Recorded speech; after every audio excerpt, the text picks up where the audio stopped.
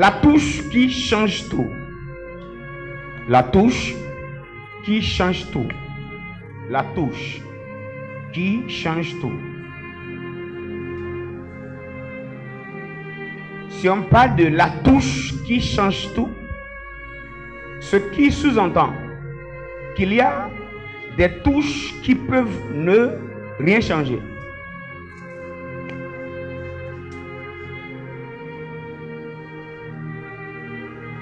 Ou du moins,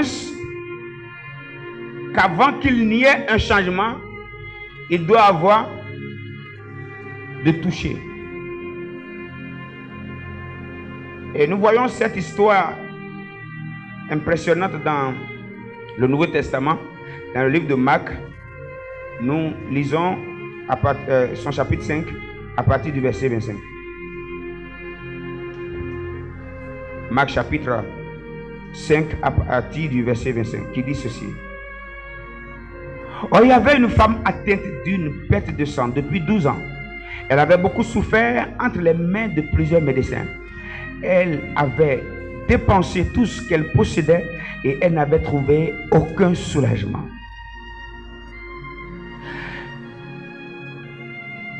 Mais était allée plutôt en empirant.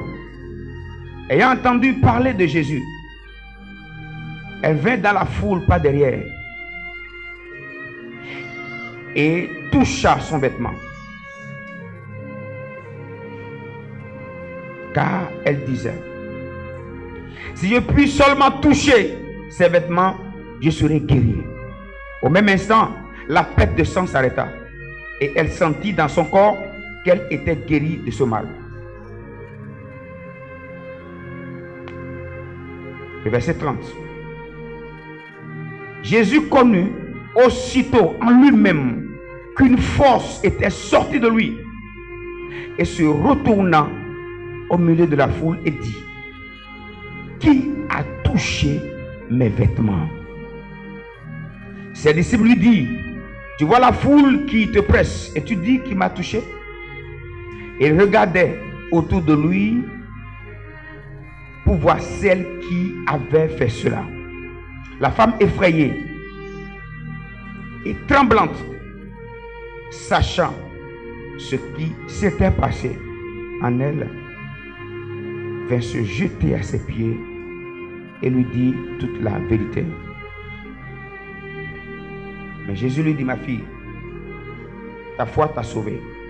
Va en paix et sois guérie de ton mal. Que Dieu bénisse sa parole.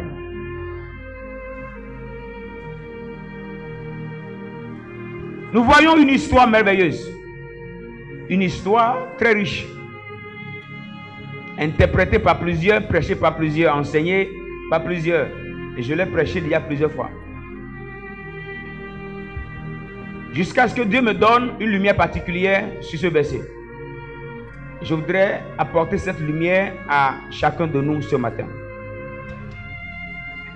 Lorsque nous analysons la vie de cette femme, la parole de Dieu était bien claire. Elle souffrait de mal qui l'amenait à parcourir beaucoup de médecins. Elle a parcouru beaucoup de médecins. Elle a parcouru plusieurs médecins. Et tout ce qu'elle avait, elle avait tout dépensé. Elle a épuisé tout ce qu'elle avait.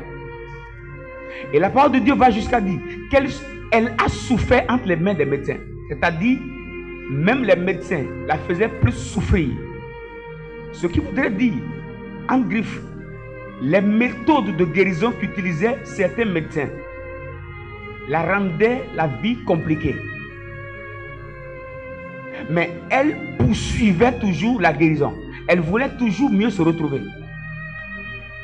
Jusqu'à ce que toute sa fortune, toute la richesse qu'elle avait, tout l'argent qu'elle avait ne soit épuisé. Elle n'avait plus rien avec elle. Et quand tout est terminé, elle garde toujours le mal. Mais un jour, pendant qu'elle entendit parler de Jésus, Jésus passait. Et elle s'est dit, si je pouvais seulement toucher le bord de son vêtement, je serai guéri. Si j'ai touché les médecins, malgré toutes leurs compétences, et ça n'a pas marché, je vais toucher cet homme dont on parle. Si je peux seulement toucher le pan de sa robe, je serai guéri de ce mal qui m'a vidé de mes finances et qui me rendait la vie compliquée.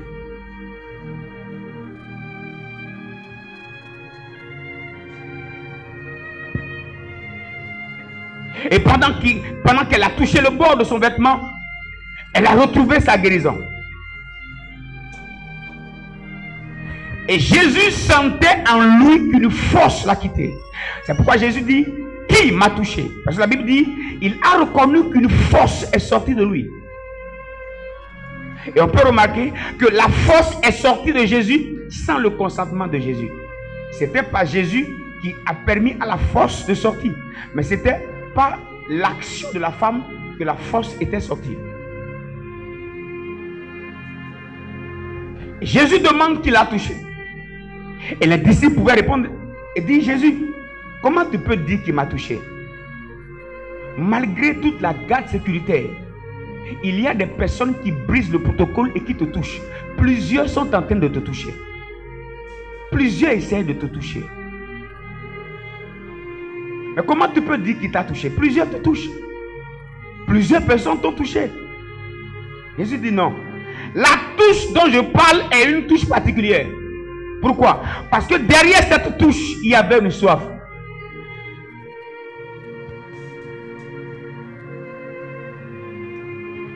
Plusieurs le touchaient, mais personne n'était guéri par le bord de ses vêtements qu'il touchait.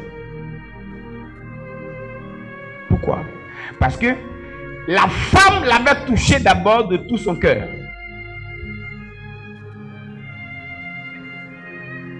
Et de là, j'ai compris. Plusieurs peuvent aller vers Jésus et ne rien recevoir de Jésus.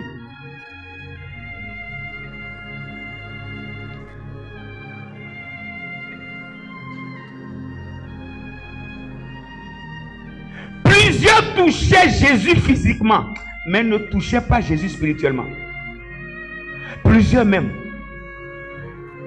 Essayez de voir. Il a le même corps que nous. Hein. C'était juste les tests qu'eux ils faisaient. Qui est cet homme-là?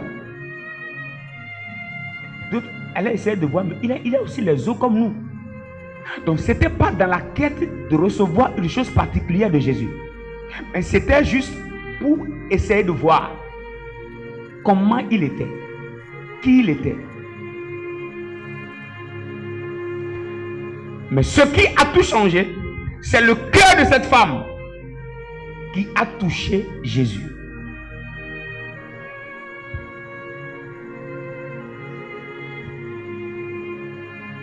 Il y a des messages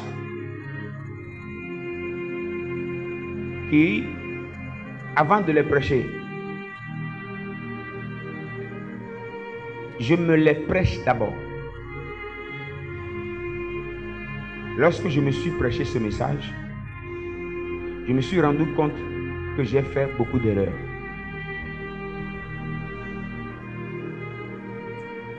Je m'explique.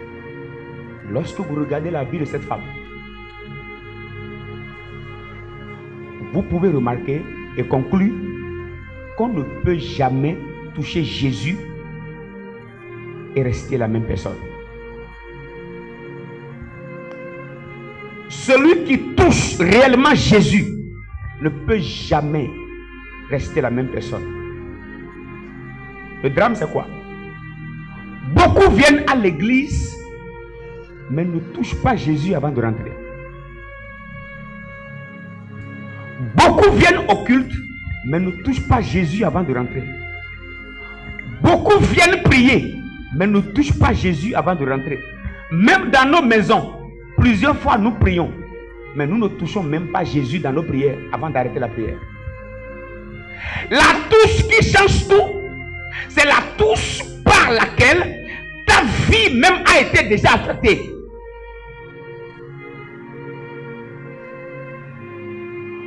peut pas réellement toucher Jésus sans rien sentir dans son corps.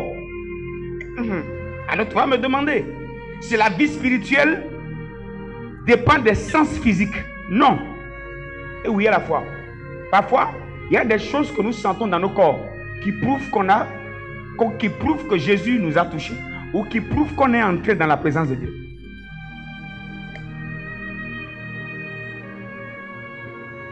Il y a beaucoup de prières. Des prières sans poids.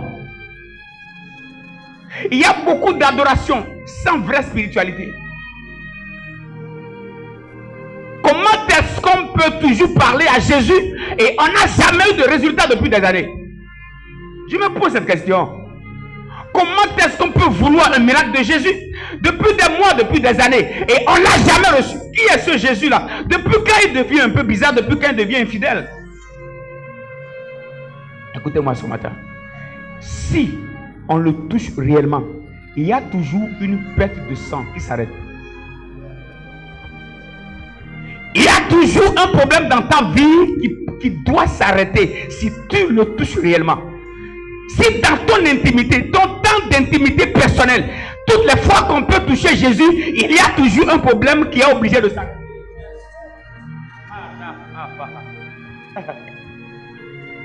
Toutes les fois que tu t'imprègnes réellement dans sa présence, il y a toujours quelque chose qui te quitte. Je voudrais vous faire une confession ce matin.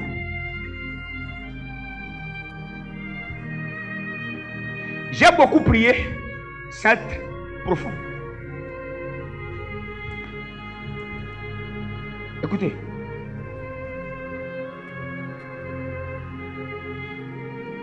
Quand je prie bien, et je suis imprégné, même si je jeûne, je ne dépéris pas.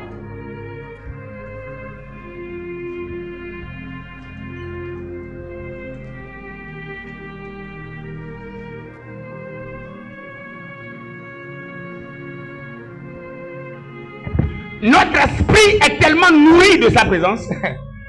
Notre esprit est tellement nourri de sa présence que nos inquiétudes qui nous font dépérir meurent.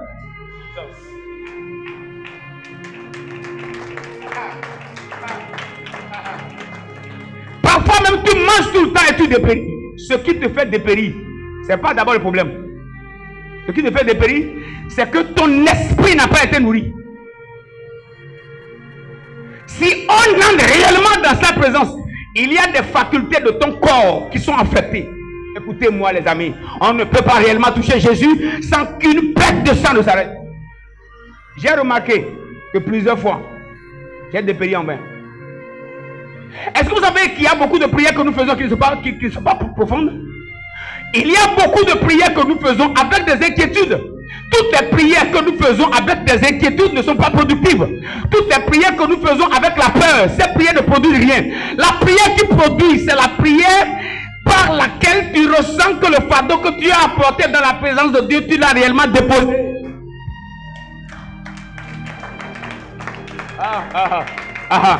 Ce qui fait que tu dépéris, c'est parce que tu n'as pas déposé le fardeau. Tu n'as pas déposé. Tu n'as pas déposé.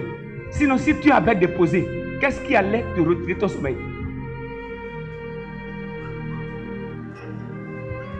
Si tu l'avais réellement touché, qu'est-ce qui peut te faire encore dépérir? Ce qui te permet, ce qui te fait toujours peur, ça veut dire tu n'as pas déposé. Tu es entré dans un temps de prière, mais tu n'es pas entré dans sa présence pour déposer ce qui pèse sur ton cœur. Toutes les fois qu'on dépose ce qui pèse sur son cœur, on a toujours le cœur en paix. Vous me comprenez?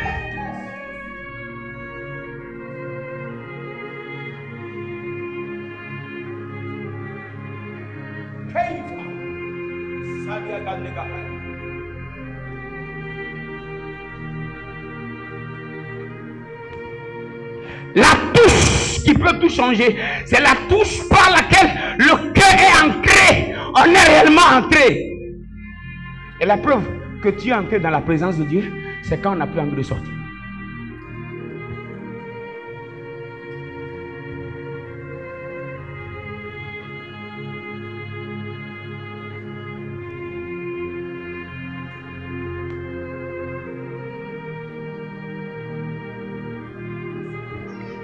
Ah, il y a des gars. La preuve que tu l'as touché, c'est quand tu as commencé la prière et tu n'as plus envie d'arrêter. C'est de là maintenant que tu sens que tu es entré. Lorsque tu remarques que la prière t'ennuie, c'est la preuve. Tu n'es pas entré.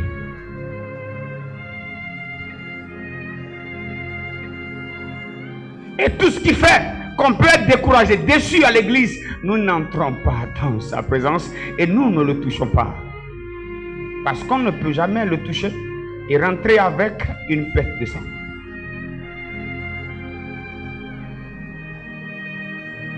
Cette semaine, j'ai pleuré devant Dieu. Quand j'ai découvert encore ce verset autrement, j'ai dit Jésus, pardonne-moi. Parce que je reconnais que j'ai trop mal prié. Je t'ai apporté des problèmes que j'ai gardés moi-même. Je t'ai apporté des soucis que j'ai gardés moi-même. Ce qui fait qu'on dépérit, on est stressé. Écoutez, écoutez, écoutez, je vous dis une vérité ce matin. Celui qui est réellement ancré dans la présence de Dieu, les stress meurent.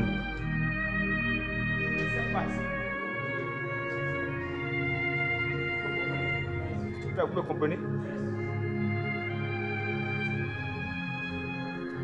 Le style de prière par lequel tu entres dans la présence de Dieu, quand tu finis la prière, tu sens dans ton cœur que tu as tout. Tu sais qu'il n'y a plus de fardeau. Tu sais qu'il n'y a plus de problème. Pourquoi? Réellement, tu l'as touché.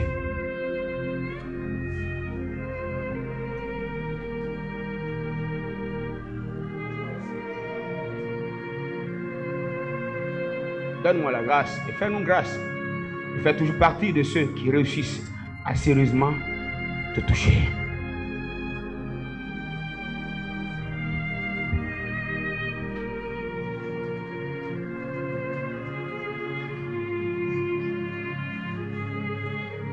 Hey! Lave la ha, sadekaha, saniatusha, et pas la han, diata. Vous me comprenez ce matin? Vous me comprenez? Cette nuit, après 3 heures du matin, j'étais à Sion. Et j'ai écouté le Saint-Esprit donner un enseignement sur la présence de Dieu. Et j'ai commencé à pleurer. J'ai compris que j'ai souffert. Vous savez, la nourriture que je vous donne, c'est ce que je finis de manger. Chaque fois que je vous prêche un message, soyez sûr que j'ai déjà fini de manger ça. Et voici ce que j'ai entendu le Saint-Esprit enseigner.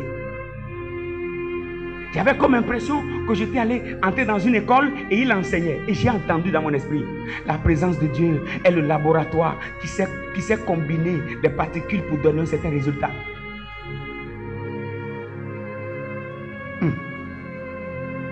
Pour composer certains médicaments, certaines solutions de la terre, le Saint-Esprit me dit la présence de Dieu dans laquelle on est sollicité à entrer, c'est le bon laboratoire. Ça veut dire, c'est le laboratoire dans lequel, si tu entres, il n'y a aucun problème de ta vie qui peut manquer.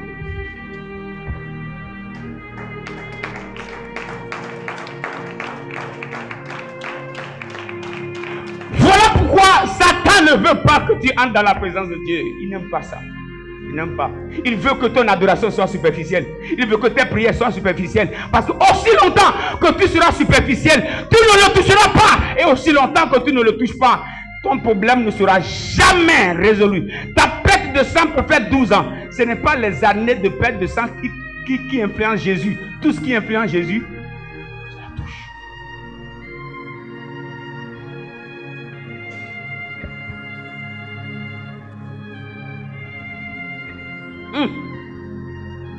La deuxième chose que j'ai entendu le Saint-Esprit enseigner cette nuit, je l'ai entendu dire, la présence de Dieu dans laquelle vous êtes sollicité à entrer est comme l'université, la plus puissante et la plus prestigieuse de la terre, qui a la capacité d'enseigner à l'humain toutes les sciences du ciel, de la terre, des eaux, du monde visible et du monde invisible. Ça veut dire on ne peut jamais entrer réellement dans la présence de Dieu et vouloir une information importante pour notre vie et sortir sans cette information. C'est l'université dans laquelle on a toutes les spécialités.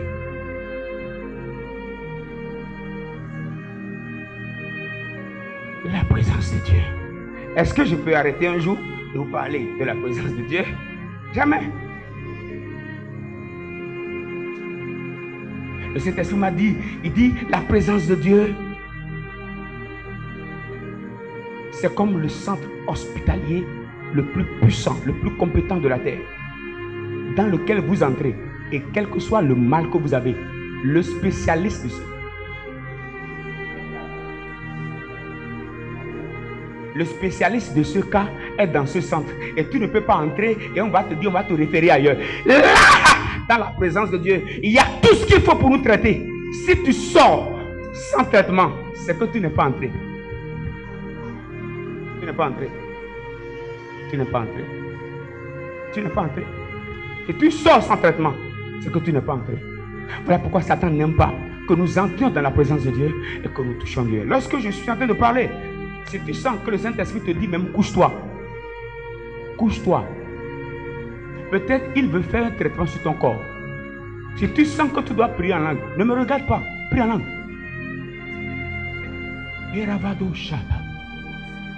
On a été trop religieux. Trop religieux. Trop religieux. Trop religieux. On a été trop méthodique. Jusqu'à ce qu'on a mis de côté toutes les bonnes manières du Saint-Esprit de fonctionner. On est tellement sérieux aujourd'hui qu'on a mis de côté tout ce qui a trait à la spiritualité de Dieu. On a mis toutes ces choses de côté.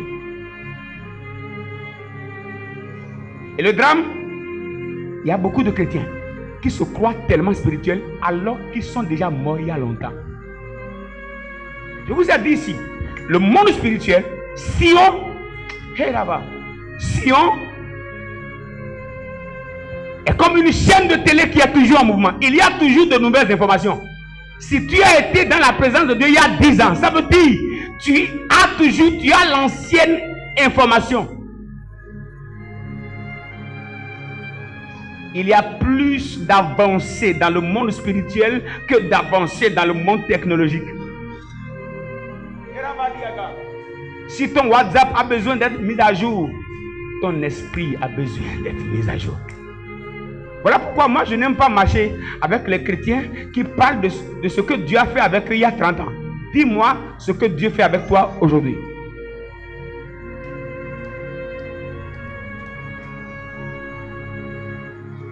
Dieu fait quoi avec toi? C'est quand la dernière fois que tu as encore senti la voix, Dieu t'a encore parlé. C'est quand la dernière fois que tu as encore senti sa touche. C'est quand la dernière fois? C'est quand la dernière fois? Et nous les pasteurs, nous vous conduisons dans l'apostasie. C'est-à-dire le pasteur même a été dans la présence de Dieu il y a longtemps. D'accord? Ok, maintenant, bon, lui, il va t'amener où lui-même? Cette nuit, pendant que l'Esprit de Dieu m'enseignait cela, je pleurais. Et j'ai compris que je ne vais pas fréquemment à l'hôpital. Donc il y a des maux dont je souffre parce que je ne vais pas fréquemment me soigner. Mon frère, tu ne peux pas réellement entrer dans la présence de Dieu et sortir sans sentir qu'il y a un poids qui t'a quitté. Si un pasteur t'a prêché le contraire, il faut le quitter. Il n'a pas connu Jésus. Il n'est pas entré. Est-ce que vous retrouvez parfois, vous avez des problèmes et quand vous finissez de prier à un certain niveau, vous avez comme impression que le problème est terminé. C'est la preuve que la perte de sang a été arrêtée.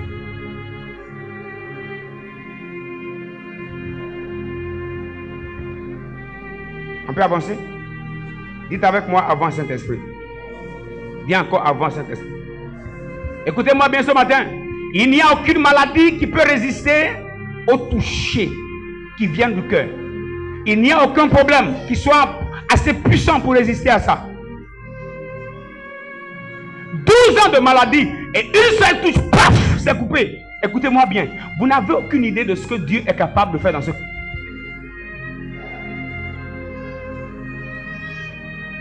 Voilà pourquoi il est très important pour toute personne spirituelle, avant d'entrer dans un culte, tu dois savoir le pourquoi tu y vas. La dame a préparé le culte.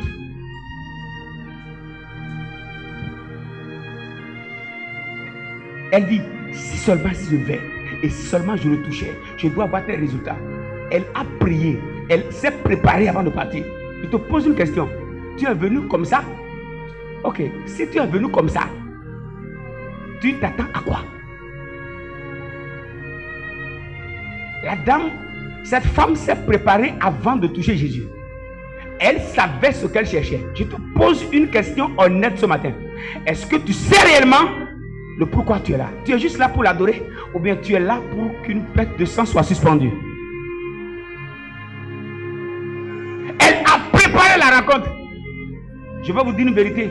Toutes les fois que moi je vais dans un culte, même si je ne suis pas l'orateur, et je vais dans un culte et je prie à l'avance, je dis Seigneur, rencontre-moi dans ce culte. Seigneur, parle-moi dans ce culte. Je ne sors jamais de ce culte étant ordinaire. Je sors toujours avec quelque chose. Le drame d'aujourd'hui, beaucoup de chrétiens viennent à l'église juste par religiosité. Si je ne viens pas, le pasteur va demander pourquoi je ne suis pas arrivé. Mon frère, si c'est pour cela que vous venez à l'église, vous pouvez faire 20 ans à l'église, mais vous ne serez jamais affecté par la présence de Dieu.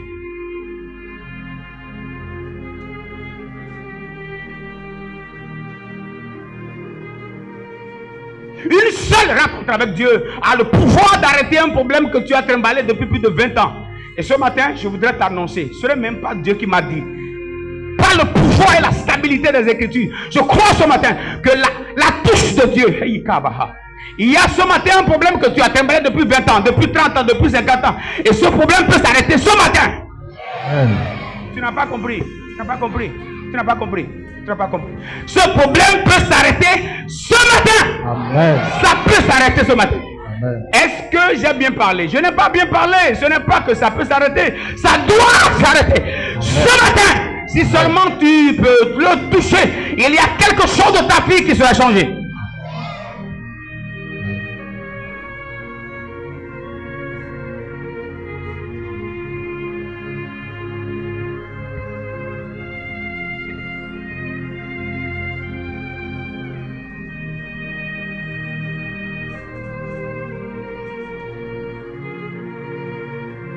Le jour que vous allez remarquer que je ne vais plus dans la présence de Dieu, réveillez-moi.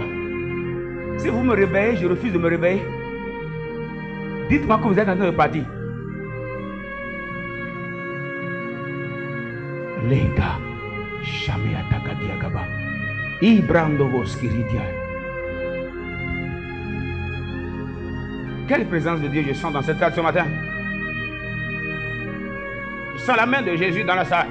Et cette main est en train de chercher une main à garder et une main à toucher. Si quelqu'un peut faire l'effort aussi de tendre sa main. Il y a une croisée qui se fera ce matin.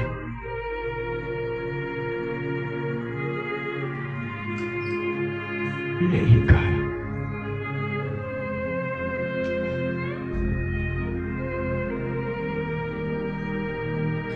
Jésus a dit, venez à moi vous tous qui êtes fatigués et chargés, et là je vous donnerai du repos. Il a dit, venez à moi. Plusieurs viennent avec le problème et repartent encore avec le problème. Parce qu'ils n'ont pas touché. Écoutez-nous, écoutez-moi. On est découragé parce qu'on n'a pas touché. On est déçu de la vie chrétienne parce qu'on n'a pas touché.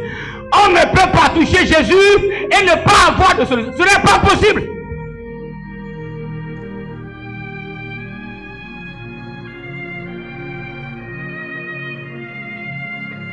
Ce n'est pas possible. Voilà pourquoi tu dois comprendre que toute vraie rencontre avec Dieu se prépare. Tu ne peux pas rencontrer une personnalité importante n'importe comment. Vous imaginez, le président de la République demande à vous rencontrer. Vous allez porter n'importe quoi. La rencontre avec une autorité se prépare. Et Dieu est l'autorité des autorités. Nous n'allons jamais pouvoir entrer dans sa présence et être affectés par sa présence si nous ne préparions cette présence-là. Nous devons préparer cette rencontre-là. Ce qui fait qu'on n'a aucun résultat. Nous entrons comme ça et on ressort comme ça. Plusieurs fois, on a cru que nos problèmes dépendent des autres. Plusieurs fois, on a cru que c'est nos bergers, nos pasteurs, nos prophètes, nos apôtres qui nous rendent la vie compliquée. Non! Jésus est à la portée de tous.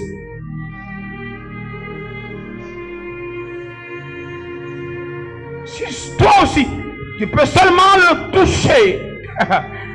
Il y a des choses malheureuses de ta vie qui peuvent s'arrêter. Je parle avec conviction ce matin. Il y a quelqu'un qui est là avec un problème. Je t'annonce que tu vas sortir sans ça. Amen.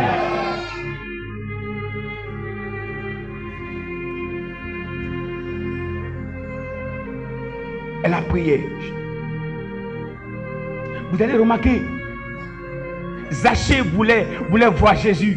Un homme riche, il était obligé de monter sur le sycomore. Il était obligé de monter sur un arbre. Il voulait Jésus. C'était tout ce qui l'intéressait. Tout ce qu'il voulait, c'était Jésus.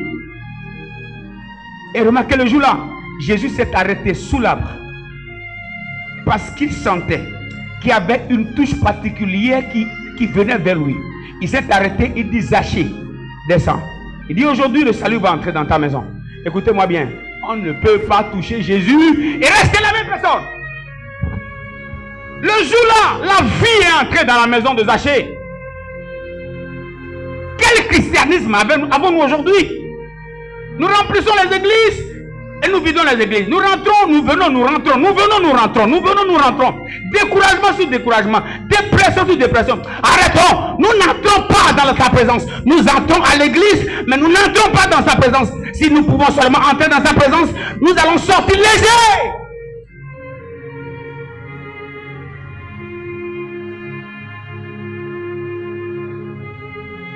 C'est quand la dernière fois que tu as encore senti la présence de Dieu?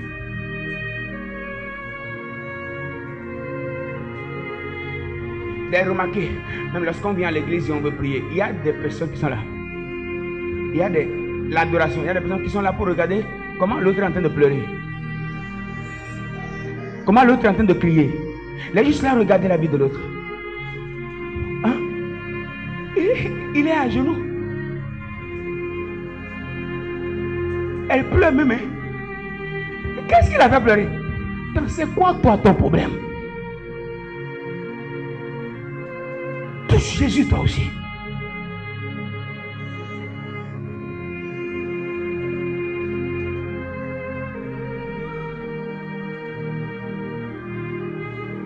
On ne peut jamais toucher Jésus et rester la même personne. Tu as écrit sur Facebook pendant 138 heures ou 168 heures la semaine. Tu étais libre. Les quelques minutes ou quelques heures seulement que tu vas passer dans la présence de Jésus, tu es déjà tellement ennuyé qu'il te faut que Facebook vienne encore t'aider à l'église. Il faut que tu consultes encore WhatsApp pendant ces quelques minutes que tu dois passer. Voilà pourquoi le christianisme est fragilisé. Et pendant que j'allais à cette consécration, mon épouse m'a dit, fais-moi une faveur. J'ai dit laquelle? Il fait-moi la faveur de passer toute la semaine sans ton téléphone. Une semaine sans téléphone, c'est comme si on voulait me tuer. J'ai réfléchi et j'ai résolu. All zone, pas d'appel, pas d'écrit, toute une semaine. Et parfois, vous avez comme impression qu'il y a un malheur qui veut arriver et c'est quand vous serez sur le téléphone que vous allez empêcher ça. Les amis, c'est un mensonge de l'enfer. Le diable dit, et si un fidèle a un problème, tout de suite, on t'appelle.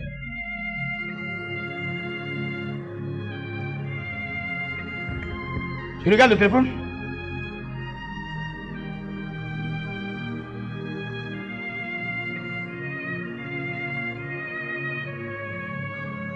J'ai laissé le téléphone. toute la semaine. Je vais vous dire une vérité. Concentration. Je téléchargeais bien les choses. Mon esprit était bien fort. Satan nous détruit juste par ce qu'on a acheté avec notre argent. Mon ami, c'est moi-même qui l'ai acheté.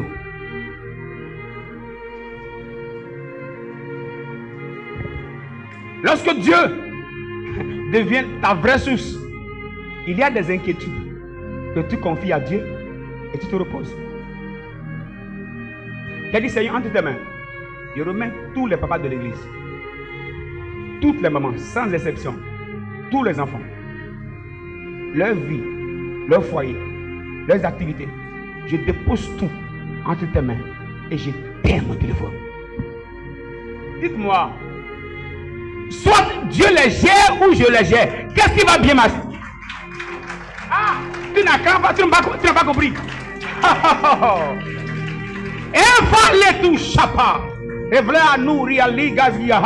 Il y a des choses que tu vas commencer à expérimenter lorsque tu vas vraiment entrer.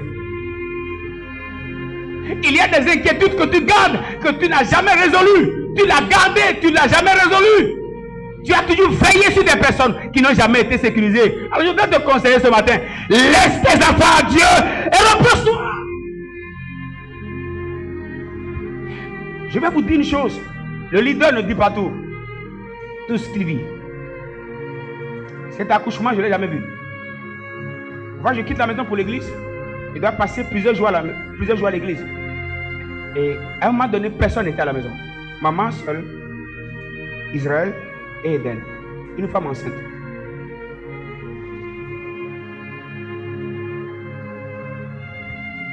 Elle était anémiée. Et elle avait des vertiges qui ne s'expliquaient pas. Elle avait des difficultés à rester debout pendant 2 minutes. Même étant assise, elle se perdait. Parfois, elle est debout et je suis là. Et elle a comme l'impression qu'elle veut tomber. Et c'est moi qui la garde. Je ne peux pas vous dire ça à l'église. Mais le temps vient, je dois la laisser seule à la maison et venir à l'église.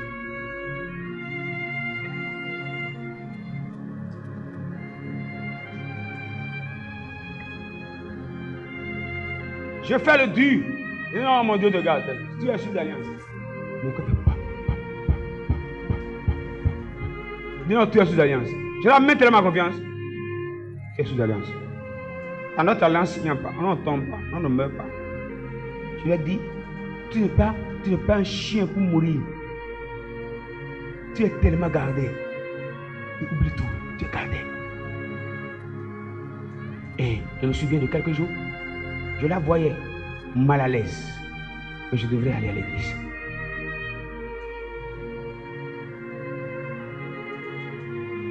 Difficilement, elle m'a escorté au portail.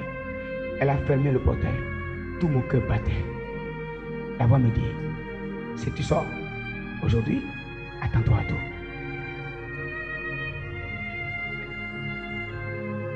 Après avoir fermé le portail, il a dit, Seigneur, entre tes mains, je dépose mon épouse. Le bébé qu'elle porte et tous mes enfants, je les dépose entre tes mains. J'ai l'assurance que tes mains peuvent mieux regarder que la mienne. Je me rebaisse. Je te réclame des cabouches kataya. Je continue.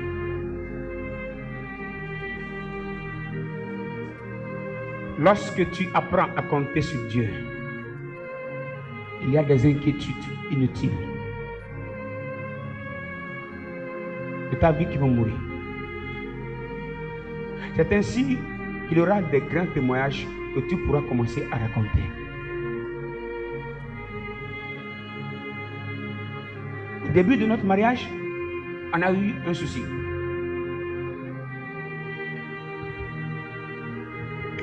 Ce matin, s'il arrivait que vous oubliez tout ce que je dis, gardez une parole à l'esprit. La présence de Dieu suffit.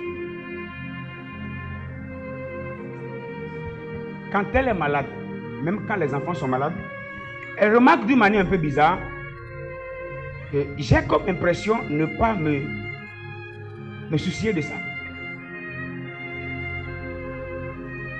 Et qu'est-ce qui se passe?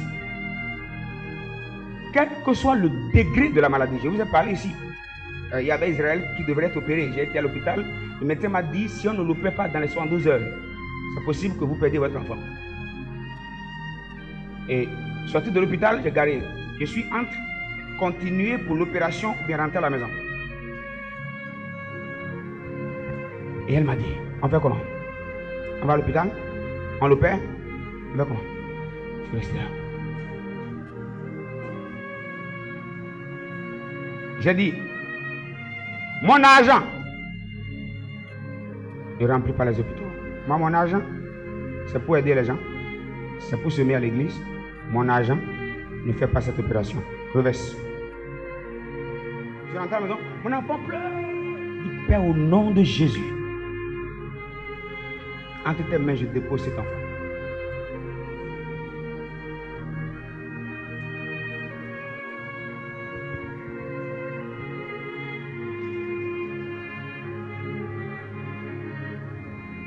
Ça fait déjà plusieurs années. L'opération a été annulée. Donc, chemin faisant, on ne se comprenait pas si on fait. Quand elle est malade ou quand les enfants sont malades, je ne me fais pas le soucieux. Et un jour, elle m'a même demandé si je comprends tout ce qui se passe. Je l'ai fait asseoir. J'ai dit, écoute-moi. Moi, j'ai dormi sur les rues. J'ai dormi sous des hangars. J'ai dormi sous les voitures. Et j'ai vu un Dieu qui m'a toujours gardé. Voilà pourquoi quand je vous confie à Dieu, je me repose.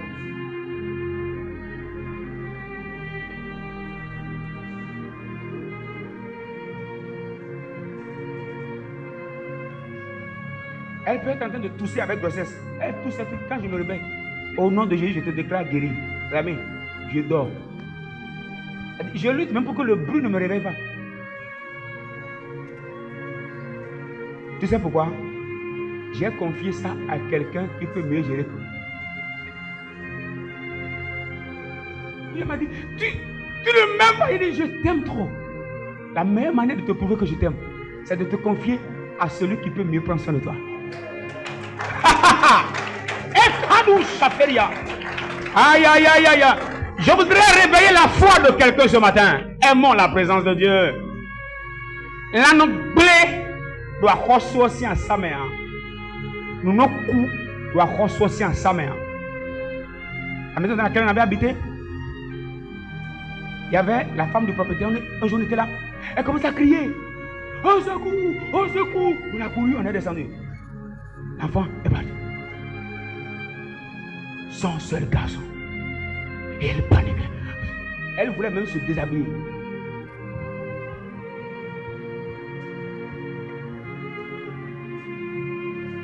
Et je descendais avec mon épouse.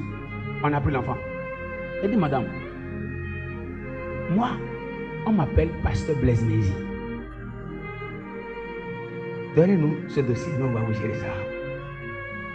Elle a posé sa main sur l'enfant. Elle dit, au nom de Jésus-Christ, où que tu sois, réponds ici, maintenant!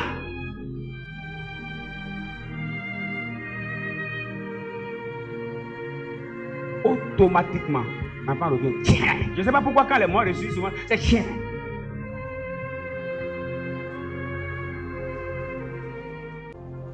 Vous savez pourquoi je suis un peu bizarre comme ça?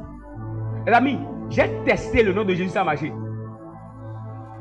Il m'arrivait de prendre ma moto à l'époque, pendant que la pauvreté me giflait 39 fois matin et 39 fois le soir. Ça veut dire 40 coups moins 1. Comme Paul l'a reçu, c'est contemporain. Et fréquemment, l'esprit de pauvreté me convoquait aux criettes. C'est-à-dire, la souffrance et la pauvreté étaient pour moi une prison à laquelle j'étais admise presque chaque semaine. Écoutez-moi bien, les difficultés par lesquelles Dieu vous fait passer, c'est parfois pour vous apprendre à compter sur lui. Et dans cette situation, il m'arrivait de prendre la moto que j'utilisais dans le temps. Bon, on a marché avec Dieu il n'y a pas longtemps, mais on a quand même enregistré beaucoup de témoignages. Aujourd'hui, je peux te dire que mon Dieu soit avec toi. Je ne blague pas, je sais de quoi je parle. Je me souviens à l'époque, une si vieille moto, un policier m'a arrêté. Je sais que s'il prend la moto n'a même pas de pièces. Donc s'il prend la moto, si on a mis ça à bourrier, c'est-à-dire je donne ça même au commandant. Et quand le policier m'a arrêté, il me réclamait les choses, il me réclamait les pièces. Je le suppliais. Il m'a conduit vers son chef. La seule chose que je connaissais dans le temps, c'était de prier. Je priais. Il me conduit vers le chef. Le chef me regarde. C'est toi, viens! Il dit, attends-moi. Il prend son sifflet. C'était au niveau du carrefour Erevan. Il arrête quelques voitures. Il a retiré de l'argent. Il est venu. Il dit, prenez. L'ami, j'ai dit Dieu. Le policier m'a arrêté pour que son supérieur aille arrêter les autres pour donner de l'argent.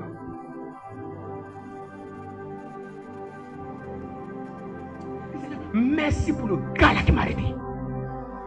Je n'avais pas d'argent. Oh Père. Quand je dis que mon Dieu te bénisse, je sais de quoi je parle. Et plusieurs fois, j'amène la moto au stade de l'amitié pour suivre certains programmes et je n'avais pas les 200 ou 300 pour payer garde vélo. Je prends la moto, je la positionne, je dis Père au nom de Jésus. Moto, écoute-moi, je te rends invisible.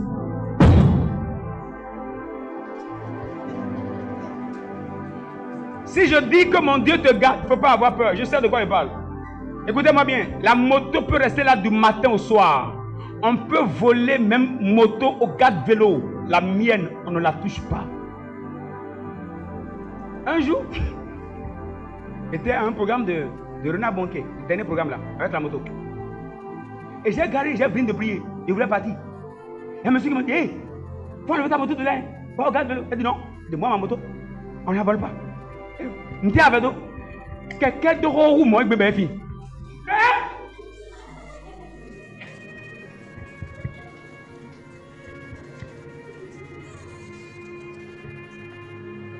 Amen de Dieu, regarde. Oh Seigneur. Voilà pourquoi la Bible nous dit dans Matthieu 6,6. Jésus dit, mais quand tu pries, entre dans ta chambre, ferme ta porte. Ça veut dire quoi? Si nous entrons dans la présence de Dieu, nous devons fermer nos portes. Écoutez bien, la porte dont Jésus parle ici, ce n'était pas une porte physique. Parce qu'il nous dit dans Luc, il nous donne un conseil et la Bible dit, il nous enseigne pour que nous prions sans nous relâcher. Est-ce que cela voudrait dire qu'on soit constamment dans la chambre, la porte fermée? Non. Mais prier sans cesse ne veut pas dire reste dans ta chambre et ferme la porte sans cesse. Ça veut aussi dire, quand tu entres dans la présence de Dieu, ferme la porte. Ça veut dire, mets une séparation entre toi et les choses que tu as quittées pour entrer. Tu oublies ta femme un peu. Quand tu entres dans la présence de Dieu, tu oublies ton mari. Tu le mets dehors. Jésus n'a pas dit, si vous, quand vous priez, il a dit, ce n'est pas quand on va en masse. Non. Quand toi seul, tu vas dans la présence de Dieu, tu mets tout le monde dehors. Les enfants dehors. Tout le monde dehors. Les problèmes dehors. Sinon, pourquoi il demande de fermer la porte? Si nous ne fermons pas la porte, il y a toutes les situations de la vie qui seront en mesure de nous faire sortir. Le loyer que tu n'as pas payé va te faire sortir. Quand tu vas dire, oh Père éternel, tu vas sentir. Le propriétaire t'appelle maintenant. Et tu reviens encore.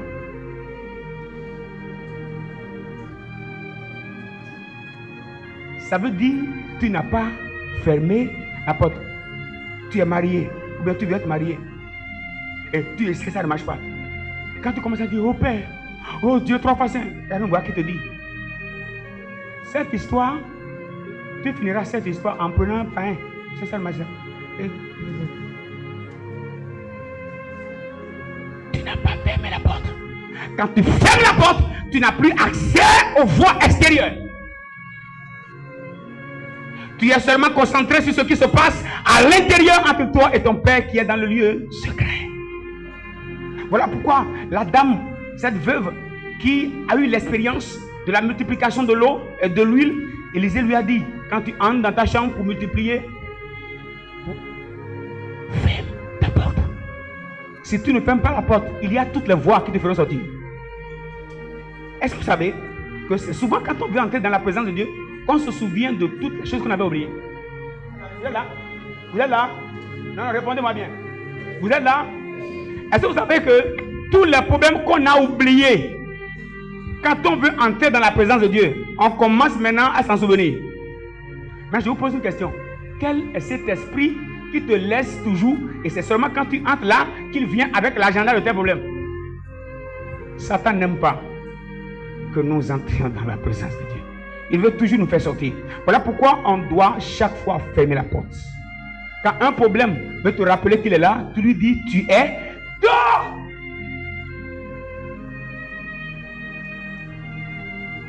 Tu es dehors. On doit fermer nos portes. Tu oublies la famille, tu oublies le travail, tu oublies même les ennemis. Bartimée a vu l'opportunité d'être guéri. La Bible dit, ceux qui étaient à côté de lui le reprenaient pour le faire taire.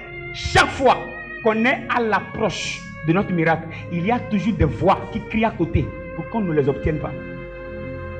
Le jour qui doit être guéri, c'est le jour-là, on disait tais-toi. Donc quand le gars bavarde simplement, là, ça ne dérangeait personne. Mais le jour qu'il commence à se concentrer sur sa guérison, on lui dit tais-toi. Quand tu es distrait, il y a même des problèmes que tu oublies. Mais seulement tu es dans la présence de Dieu, 15 minutes, tu es fatigué. 30 minutes dans la présence de Dieu, tu as déjà sommeil. Mais fais comme ça, prends ton téléphone, entre dans WhatsApp, le sommeil disparaît.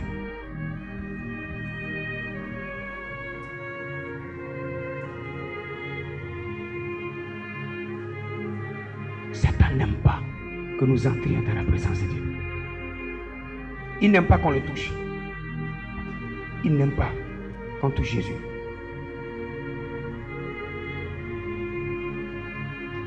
Je voudrais finir ce matin en te disant ceci. Quand vous lisez la composition de Yahweh, il n'y a pas de voyelle. Ça non? Ça s'écrit comment? La vraie écriture de Yahweh n'a pas de A et n'a pas de E. Ça veut dire source. Ça veut dire Abba. Et la vraie prononciation de Yahweh, suivez-moi, vous êtes là, c'est si on enlève A et on enlève E, ça veut dire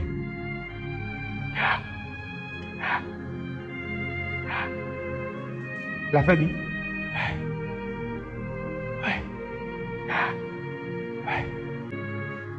l'inspiration de l'homme, l'expiration.